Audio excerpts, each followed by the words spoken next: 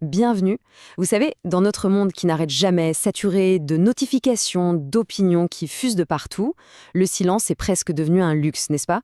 Mais et si c'était en réalité notre plus grande force? Une sorte de ressource secrète que les esprits les plus clairs ont su maîtriser. C'est justement cette force-là qu'on va explorer ensemble aujourd'hui. On nous pousse sans arrêt à prendre la parole, à faire entendre notre voix. Mais si le véritable pouvoir, le pouvoir ultime, ne se trouvait pas dans ce qu'on dit, mais plutôt dans ce qu'on choisit de ne pas dire. C'est un paradoxe fascinant, et c'est exactement ce qu'on va décortiquer.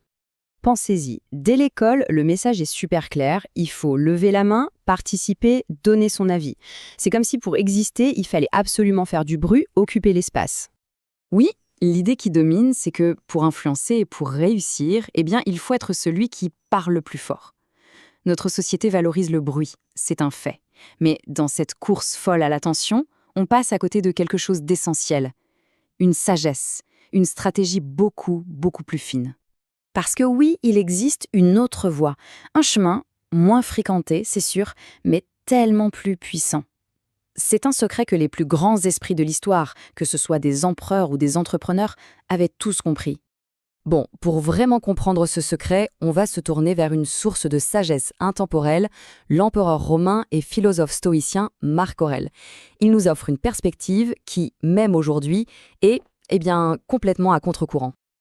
Alors voilà le principe stoïcien. Il est d'une simplicité bluffante. Notre énergie n'est pas infinie. Chaque mot dépensé à se plaindre, à se vanter, à se justifier, c'est de l'énergie en moins pour l'action concrète. C'est un peu comme brûler du carburant pour rien, alors qu'il pourrait servir à construire quelque chose de réel. Du coup, le silence, ce n'est pas juste un vide. Non. C'est l'espace nécessaire pour une écoute véritable. C'est dans ce calme qu'on peut enfin entendre les autres, bien sûr, mais aussi cette petite voix plus subtile à l'intérieur, notre intuition, et commencer à déchiffrer les signaux que le monde nous envoie. Et justement, cette capacité à rester calme et à écouter, c'est la fondation de ce que Marc Aurèle appelait sa citadelle intérieure. Et ça, c'est sans doute le concept le plus puissant de tout le stoïcisme, la véritable clé de la résilience. Mais alors, c'est quoi au juste une citadelle intérieure? Imaginez un refuge mental, une sorte de sanctuaire à l'intérieur de soi, que personne ne peut atteindre.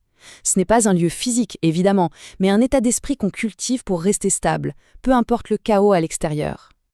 Et la différence, elle est énorme. Sans cette forteresse, on est complètement à la merci du regard des autres, vulnérable à la moindre critique. Alors qu'avec elle, notre sécurité vient de l'intérieur. Elle est ancrée dans nos propres valeurs et pas dans les opinions changeantes du monde. D'accord, mais comment on la construit cette citadelle? Ça repose sur 4 piliers.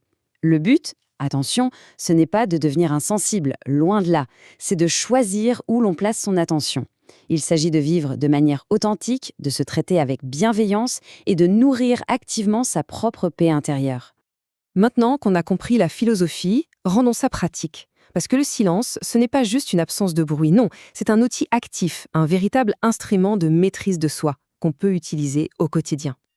Pour ça, il existe des pratiques très concrètes et franchement accessibles. L'idée, ce n'est pas de s'isoler du monde, c'est d'intégrer consciemment des moments de quiétude dans nos vies parfois un peu folles. Et chaque étape, même la plus petite, renforce notre citadelle intérieure. Finalement, il est peut-être temps de redéfinir complètement notre perception du silence. Ce n'est pas un manque, un vide qu'il faudrait vite combler. C'est quelque chose de bien plus riche et de bien plus vivant. Le silence est un espace fertile. C'est là que les idées naissent, que la clarté émerge enfin et que l'on se reconnecte à l'essentiel. C'est une présence active et une présence incroyablement puissante. La question finale du coup, elle est pour chacun et chacune. En cultivant ces moments de silence, en construisant cette force intérieure, quelles nouvelles possibilités peuvent s'ouvrir? Quelle force insoupçonnée peut-on y découvrir? L'exploration, elle ne fait que commencer.